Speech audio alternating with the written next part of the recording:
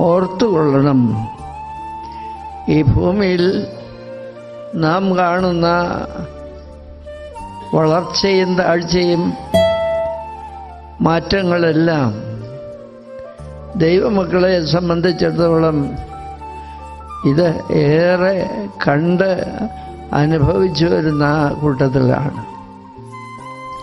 എന്നാൽ ഒരു കാര്യം ഓർക്കണം, നമ്മുടെ കർത്താവും രക്ഷിതാവുമായ യേശുക്രിസ്തു പ്രവർത്തിച്ച് അത് മുഖാന്തരം പരിശുദ്ധാത്മാവ് ഇറങ്ങി വന്ന് അനേകരുടെ ഹൃദയങ്ങളെ ഭേദപ്പെടുത്തി എന്ന് പറഞ്ഞാൽ ആയിരിക്കേണ്ട വിധം നമുക്കാർക്കും അറിയില്ല. നമ്മുടെ ആരുടെയും കണക്കും ശരിയല്ല. ദൈവത്തിൻ്റെ ആത്മാവ് കണക്ക് കൂട്ടുകയും ക്രമീകരിക്കുകയും ചെയ്യുമ്പോഴാണ് അനുഗ്രഹമുണ്ടാകുന്നത്.